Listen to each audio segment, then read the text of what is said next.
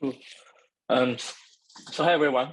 So today, for this workshop, I'm going to talk about the hybrid apps and why we want to build it, and how Acala is leveraging it, building new dApps with both both the Pallets as well as the smart contracts. So a very quick overview about Acala is that we are building a decentralized finance platform powering the AUSD ecosystem, the stable coins for the Polkadot ecosystem, Polkadot and Kusama ecosystem.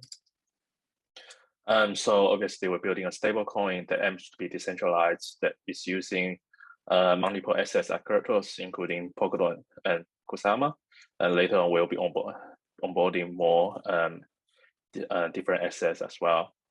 So we're trying to leveraging the benefits of a lot of unique features from Substrate to make sure our protocol is more secure and efficient at the same time.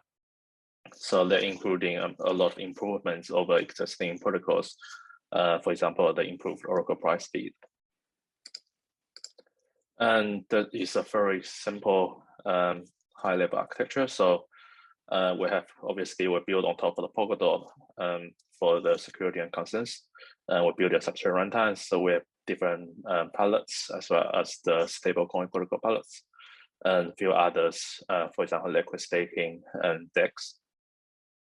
And then we have the EVM Plus pallets that powers the EVM smart contracts engine, as well as some additional features. And then on top of that, there are a bunch of smart contracts. People can permissionlessly deploy them in our EVMs that is able to integrate with rest of the pallets.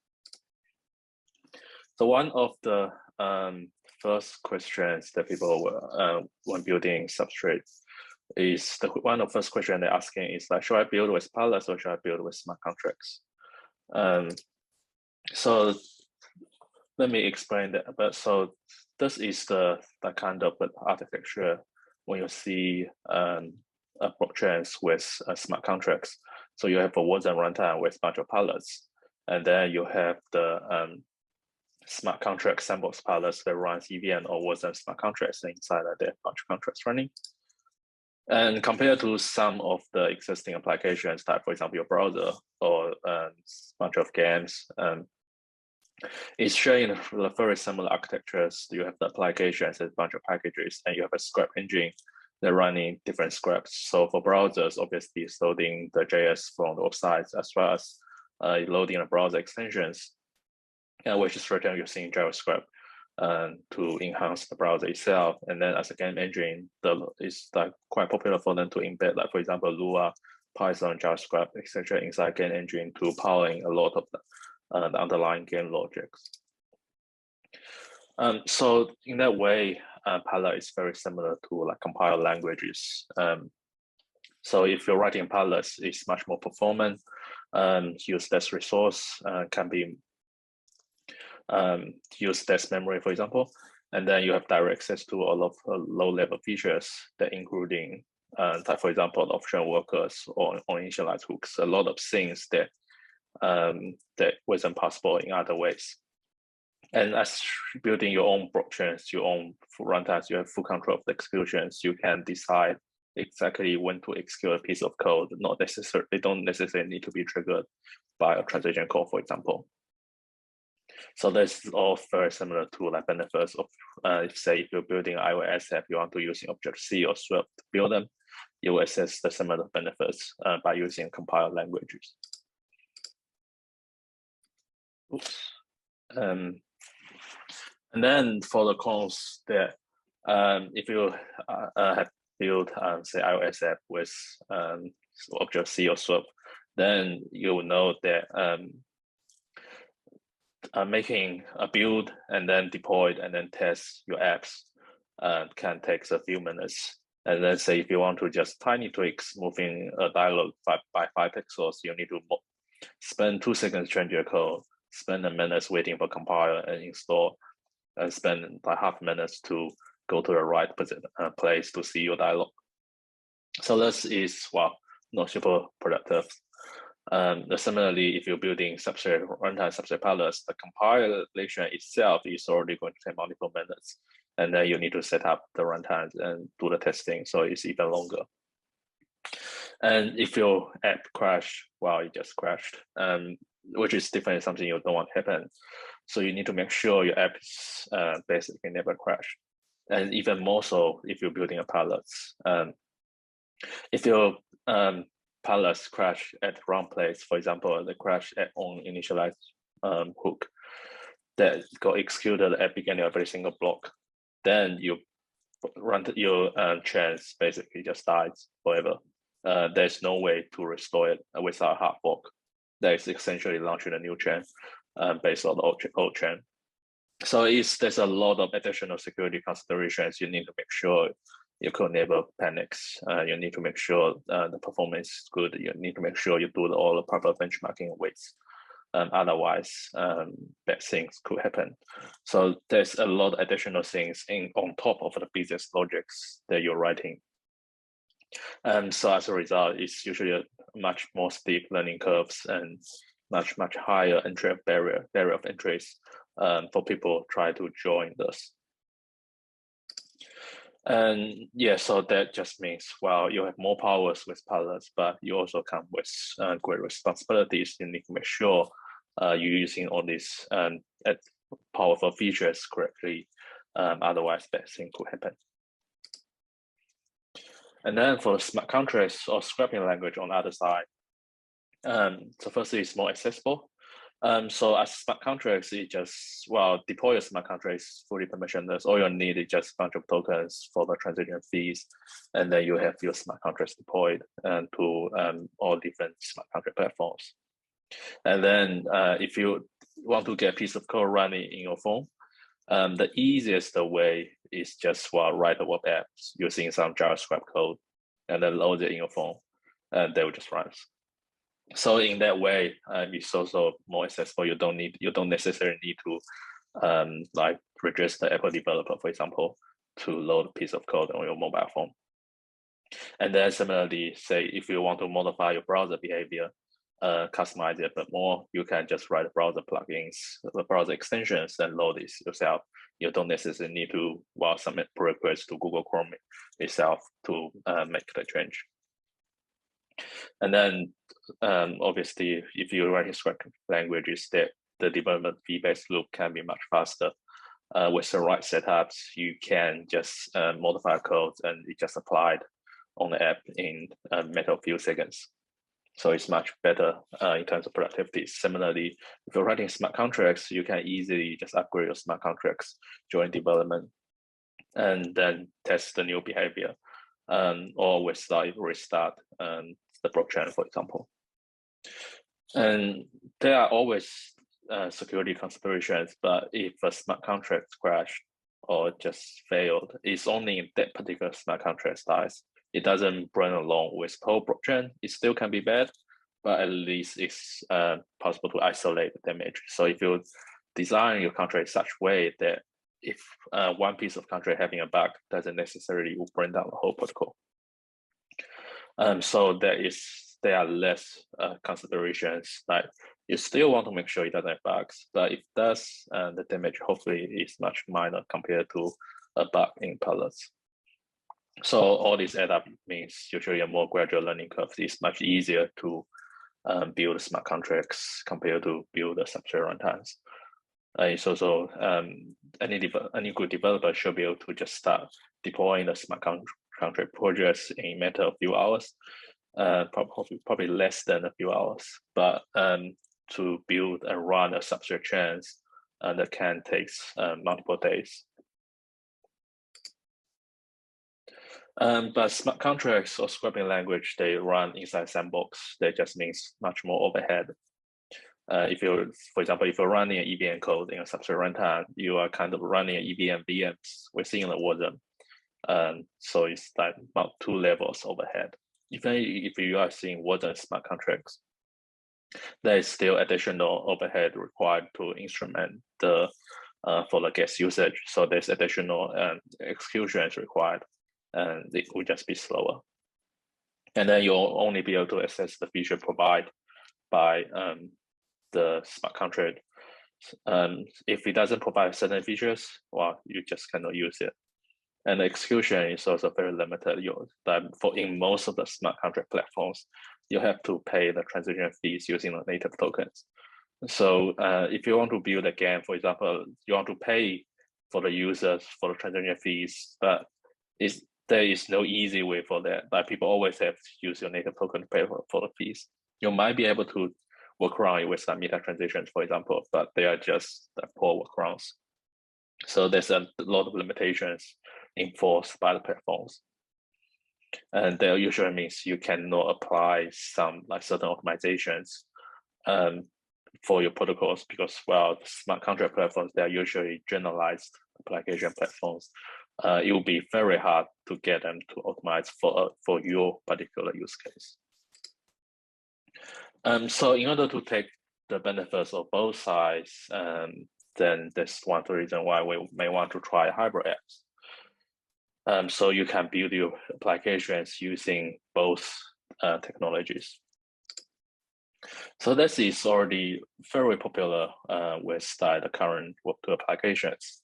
So the first example is almost all the big game engines. So they are super performance critical. So it's required that they be written using one of the system programming language, that most commonly C++ or Rust. So the developer have full control of the execution and the memory usage to make sure it's as performant as possible. But building a game is a big task. You want to involve a lot of other peoples as well for the actual game logics. For example, when you talk with NPCs, you trigger dialogue and all the scripts of the NPC we're going to display on the screen. If user choose to do this and that happens, those game logics, they are relatively straightforward and it doesn't actually need to be written in C++ or those low-level languages. It can be. It will be much easier just written on much higher level languages. So those game engines, they often embed a script language such as Lua for those game logics. So a lot of game developers, they can using those high level language to building the game logics instead of require using C++.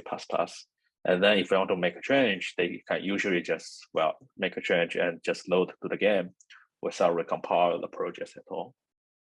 So they obviously improve the productivities and provide some nice side benefits, therefore allow for external mods. There are a lot of games, they can be modded into a complete games or much better games with right mods. And then there is mostly made possible with by hooking into a script engine to modify the game logics with their way. And then another example is browsers. Again, browser is super performance critical and as well as super security critical. There are tons of experts to those browsers. And so most browsers are written with C++ or Rust, mostly again due to the benefits of performance as well as the fully interactions with the OS, with the operating system. And then obviously browser, people will want to customize, personalize, enhance the browsers. And there is no way to build a browser that suits the requirements for everyone. So that's why they all support extensions that can be written with JavaScript. So people can easily just create a browser extensions connecting to, say, for example, the password manager, the MetaMask popular extensions to manage private keys, etc. And to enhance the features of browsers with those extensions, and the browser just run them. There's a lot of limitations on what can be done on extension because, again, there's also security critical. Your browser wouldn't want any random extensions to be able to read the password from any web page you're visiting. So it's enforcing a lot of limitations to make sure the security requirements. So this is also very similar to how, say, substrate runtimes and with the smart contract Pallets, you also enforce certain restrictions, not because they want to, because they have to enforce those limitations to ensure the security of the overall blockchain. But with the right ways to using the browser extensions, it can improve the usabilities of the application much more. So the way to try to build the hybrid apps is usually you want to decouple your applications into multiple smaller components, and then create clear interface between components for the communication between them. Just basically decouple them. And for each component, you can identify what's the most appropriate way to implement it if they need to be implemented using a Pallets or using a smart contracts. But this isn't any like secret sauce at all. It's just general software development best practices. Most people already gain a lot of experience building other softwares in previous years. So all we need to do is basically try to identify all these best practices we learned from previous experience and see how do we apply them to the Web3 protocols that we are building. So we really want to avoid making all the same mistakes and rediscover all these design patterns again. We want to just, we already have tons of existing knowledge about building good software. We just need to make sure they're applied correctly to the Web3 protocols. And then now we kind of like knowing we might want to build both Pallets and smart contracts, but still we need to try to identify for each component if we want to use in Pallets or smart contracts. So firstly, for Pallets, as I mentioned before, they are important and they are very useful to access a lot of low-level features, and they can be unsafe. For example, the onInitialize hook that got executed at the beginning of every block. If this piece of code crashed, your blockchain just crashed. So there's definitely unsafe. So it needs to be used very carefully. You cannot just invoke any smart randoms smart contracts that crash itself and burn down the whole blockchain. And then for other things like priority and transaction fees and priority customizations, as a Pallets, you can make certain transitions completely free. And then obviously there come up some other issues that people might be able to abuse this. So there are additional work required to prevent all the spamming issues. And so again, this is another powerful but unsafe feature. And because Pallets, the execute just wasn't code without any additional overhead. So for any compute intensive work, it's also more suitable to be written as Pallets. And in order to update the Pallet code, it's necessary to go through the lengthy governance process at least for all the public blockchains. So that just means you cannot update the Pallet code too often. So the kind also requires the Pallet code needs to be relatively stable. You cannot just update every day or so. So some examples inside Acala, we have support this the protocol called Typio protocol that implement the stable swap curve. So this one is like mostly compute intensive, doing all the math formulas. So it's more suitable to implement as Pallets for all the calculations. And we also have a special Oracle features that a valid Oracle fee is prioritized and free. So this is also, again, mostly suitable to implement as Pallets to enjoy those advanced features, just simply unsafe to be exposed to EVM.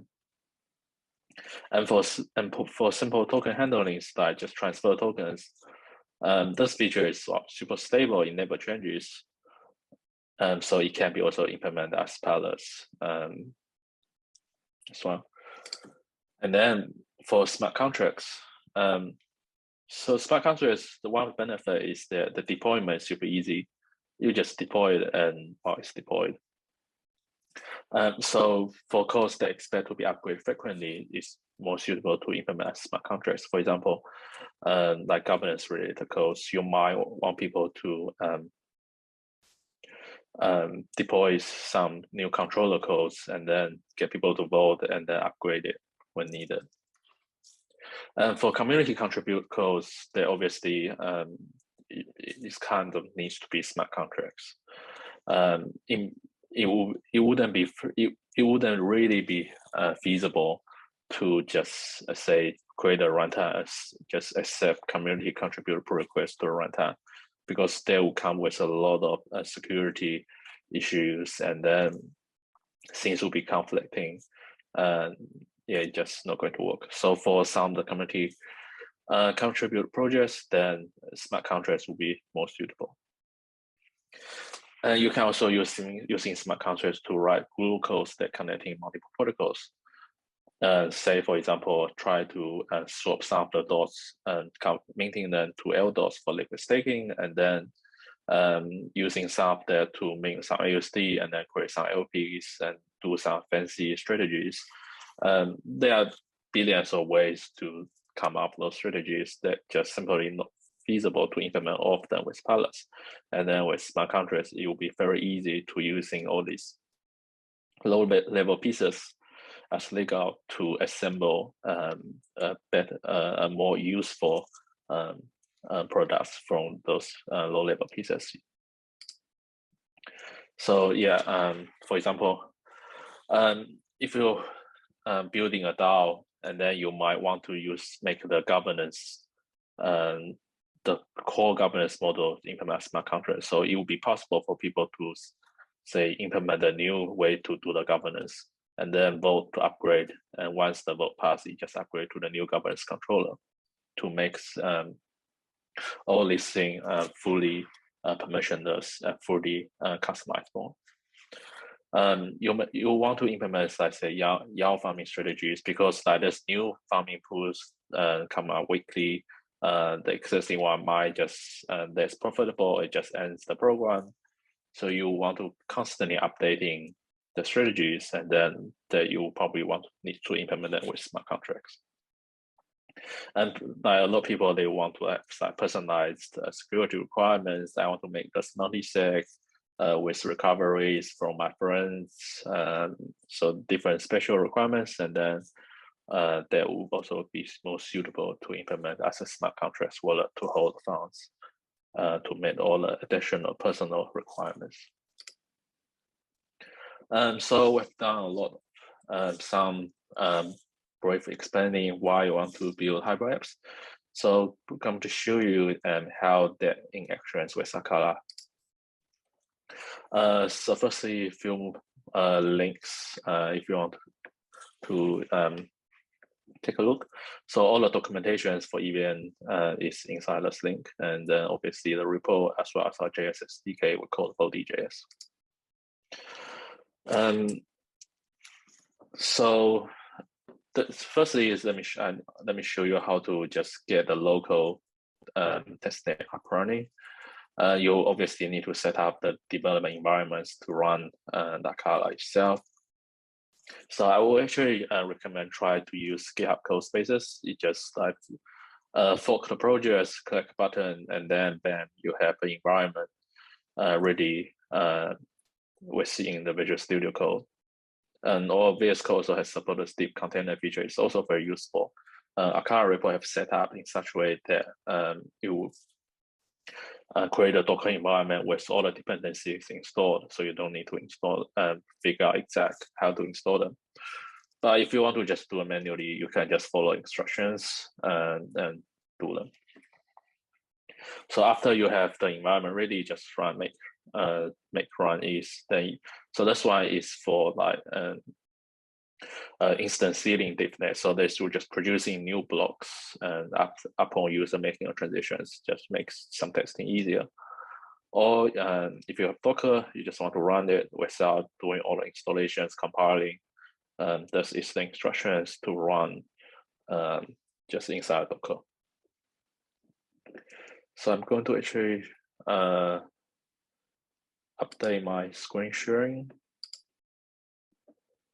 I need to share the screen instead.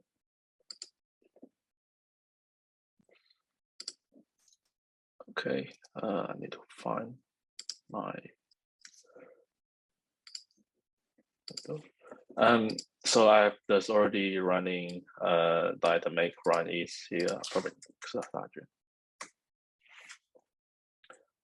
And then this one is, so I have this testnet running.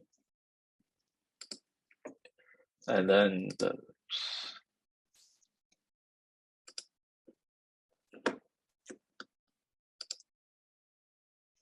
the next things is start the ESRC adapter. So our setup is slightly different compared to some other projects that the Acala node itself only supports substrate RPC. It doesn't actually support Ethereum RPC.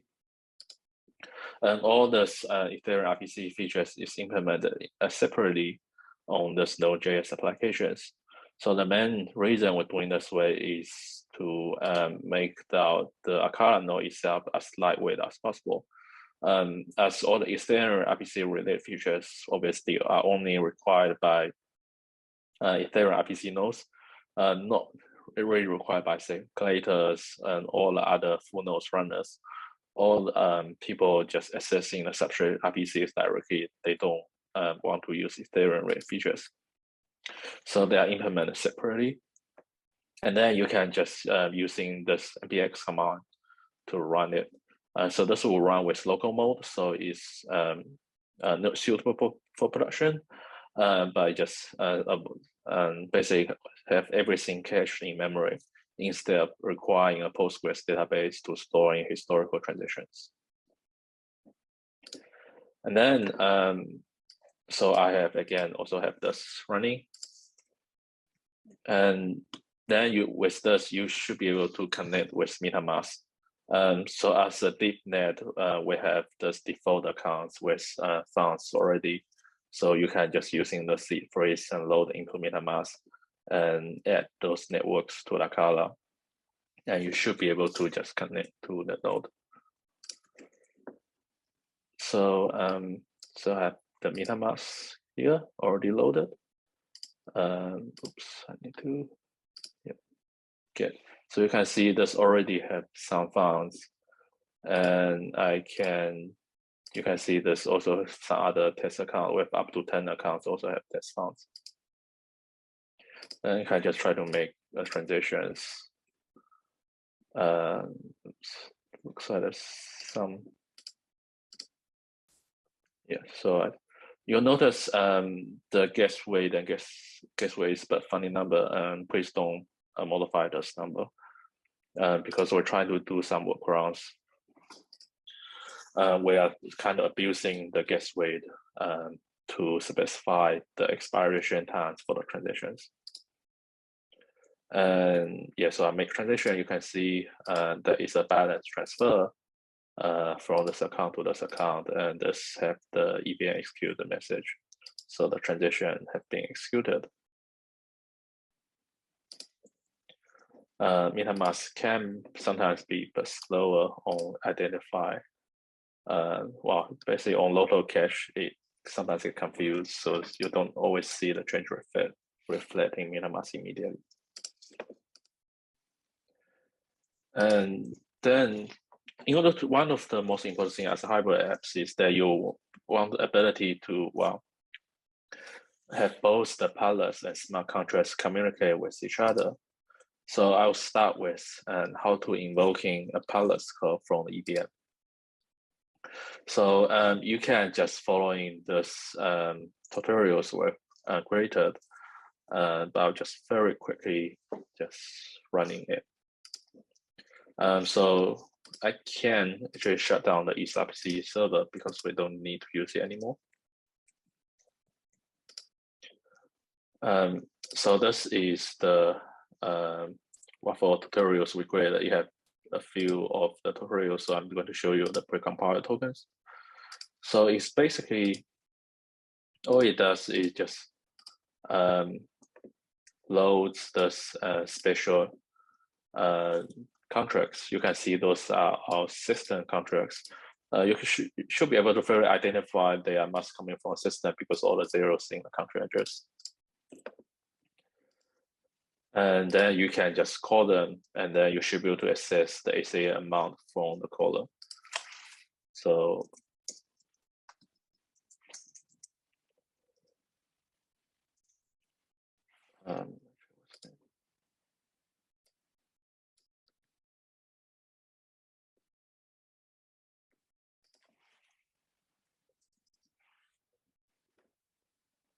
so this will just this simple script will just actually running the scale ACA info script.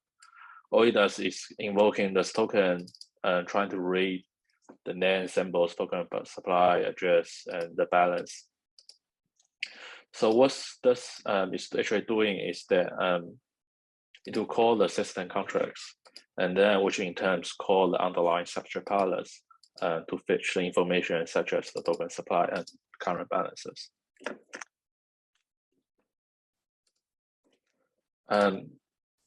So again, our setup is quite different compared to, say, other EVM platforms. So when an EVM contract within EVM, it can call those special, we also call pre-deployed system contracts.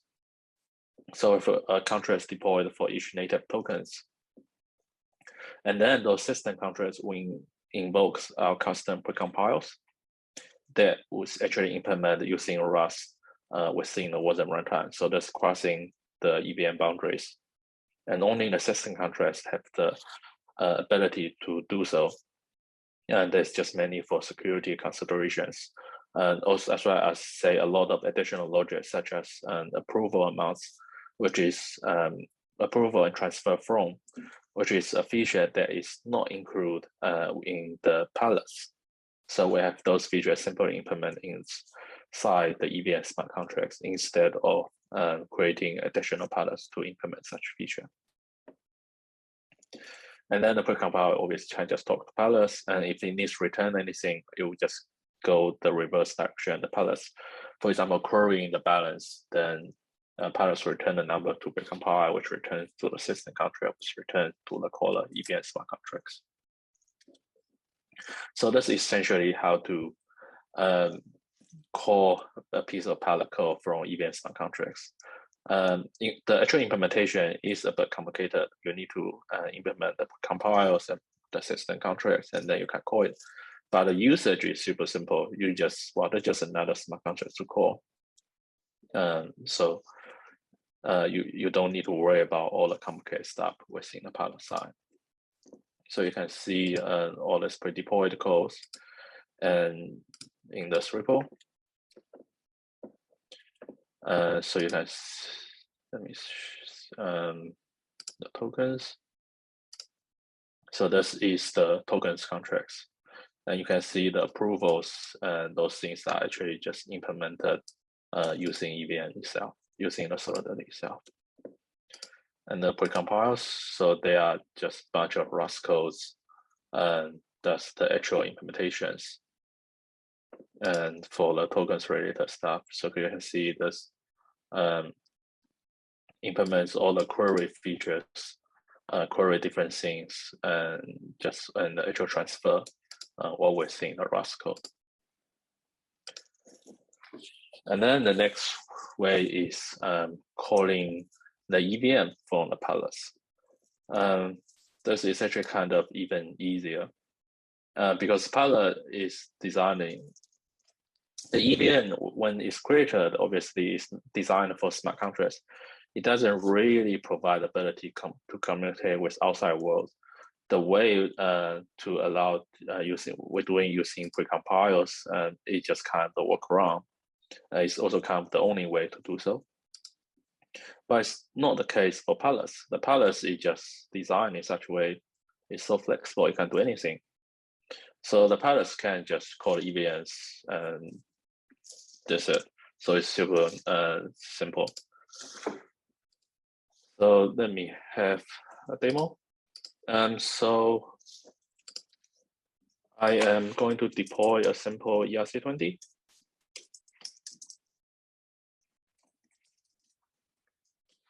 Again, using the Swaffle tutorials. So you can see We have ERC20 deployed. That's the token address. That's the event. If you decode this, it should be something like transferred from 0 to this address with this amount of tokens. And this is, so you can see the token address here. And so this is created using the ls address. So it's this ls address. And how do I access those tokens? How do I invoke those token smart contracts from Pallets? So we have this currency. Pallets is the way inside Acala to transfer all the assets, the ACA tokens or dots or other tokens. And it can also be just ERC20. So I'm placing the address, enter amount, submit transaction, and it just executed. So you can see we have in the block 3, the transfer. I don't see events on the screen size. So you can see this EVM executed events indicating that is the actual transfer event from this address to this address with this amount. And you can also see that it's a transfer event from the Pallets from ls to freight with this amount. So that's basically how our Pallets is calling EVM code. The transfer is super, can be also super useful and powerful is that it not only can transfer ERC20, it can, when entering the address, it can be a substrate address, or it can be EVM address. So I can say I want to transfer some of the tokens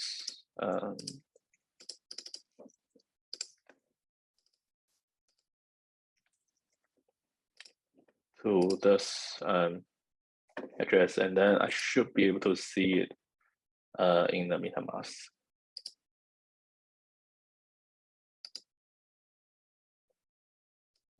It's already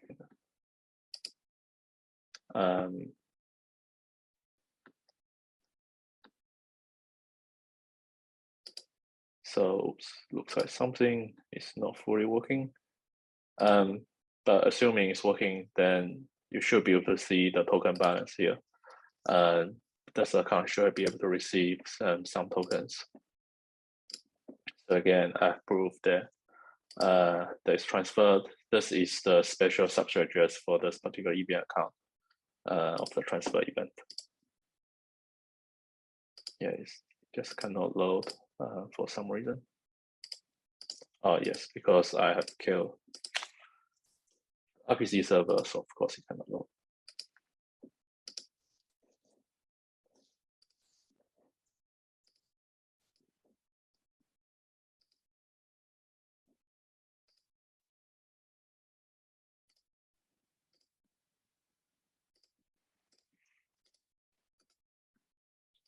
Anyway, let's assume that it works. Oh, now it works. So yeah, it doesn't display all the number, but you can see there is some tokens have received on this VM account. So this nice abstractions allow kind of natively the Pallets is able to just interact with both the substrate address and EVM address using the exact same thing. It doesn't care about if the address is EVM or substrate. It supports both. It also doesn't care about the currencies. If it's a native currency, if the currency from another power chain, or if it's ERC20, the interface is exactly the same.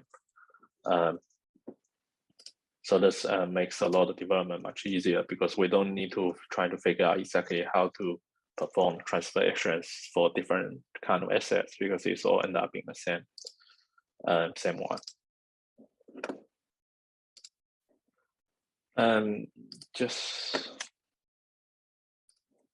So that is how the Pallets just call the EVM codes, because Pallet have basically the admin permissions. It can just do anything it wants. So again, this is very unsafe. It can causing a lot of issues if there's a bug. But if used correctly, it can make a lot of things much easier. So the next thing I have to go through for the rest of the time is like how we currently leveraging those unique features. So we are working with the Tapio teams building the Tapio protocols. It's a stable swap protocol and allow assets with similar values, for example, different stable coins or different flavors of Bitcoins, different flavors of Ethereum to be swapped, and also as well as creating sensitive assets. So the main Pallets is called stable swap Pallets. So this one is implemented inside the Pallets as a stable swap Pallet. So stable.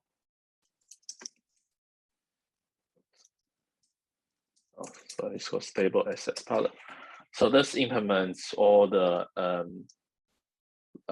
actual features, so as well as all the computations. So there's a lot of computations involved in this algorithm, in the stable swap curve. So this is all implemented using Pallets.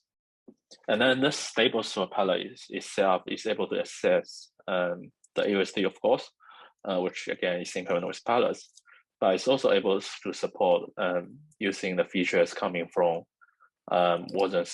coming from EVM. So it can support assets, for example, USDC coming from one hole. They are implemented as ERC20. So the stable swap pallet itself doesn't really care about which assets that is coming from, what kind of asset that it is, because by leveraging the unified interface, it can support both without any issues. And then while the stable swap itself is most suitable to implement Pallets, the governance as well as all the actual fee distributions and a lot of advanced features like the routing, etc. They can be, they will be implemented as the EVM smart contracts. So this allow the Tapio teams to able to fastly iterate all these features, upgrade the governance protocols, how the governance works, update the parameters, for example, all this without requiring changes to Acala runtime. So this is just create a nice way to combine both. Have the one that can constantly changing, that is the governance, as well as some parameters, and then the ones that is very stable code base, as well as require a lot of computation and still be implemented as Pallets. Yep, so this concludes my presentation for today. I can see people are having questions. So let me answer them. So any updates, please, on XCM related precompiles? So currently, actually, let me refer. Any information regards using XCM for triggering just insert something online with simple.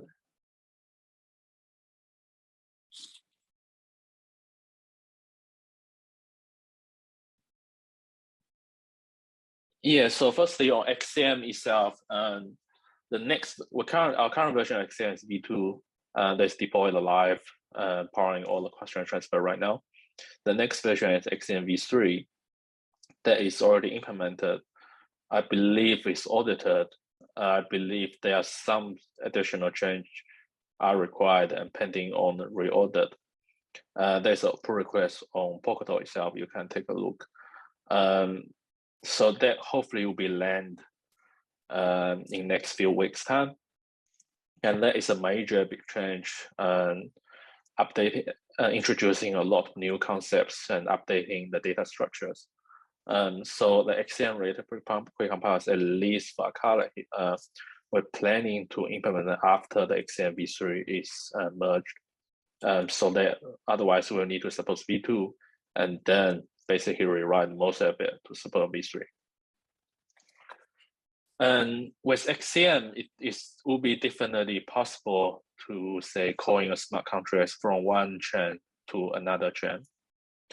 That is definitely something we all plan to support to truly achieve the multi-chain versions. The whole point of building in the Polkadot is that we have good cross-chain communications, and the whole point of launching EVM inside Acala is that we can expose those features to the other dApp things.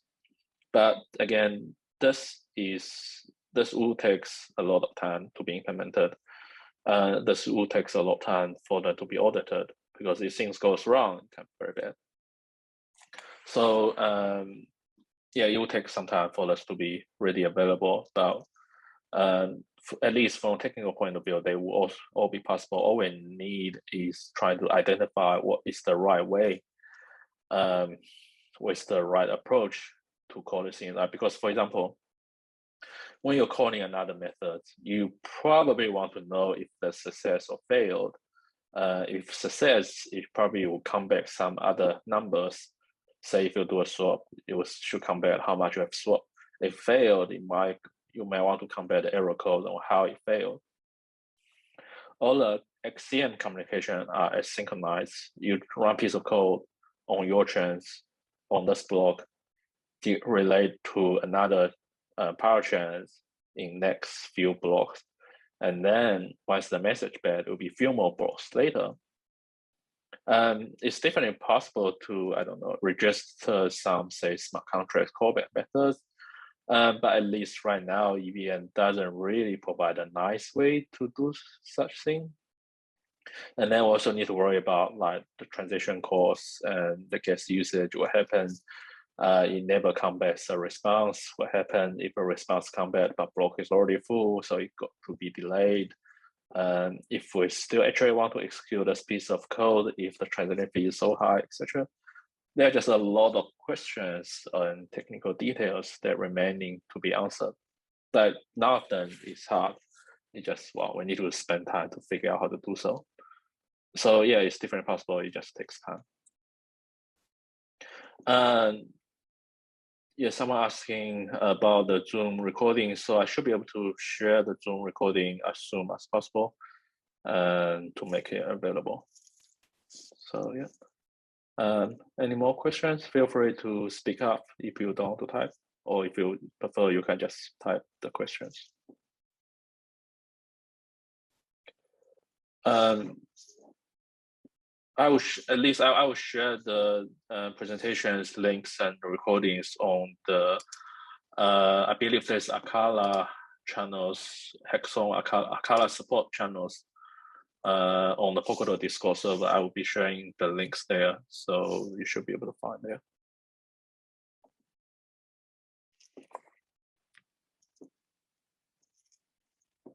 Okay. Cool. Guess no more questions. In that case, yeah, thanks for joining. Yeah, feel free to ask your questions in the Acala support channels, and myself or our teams will be there to help.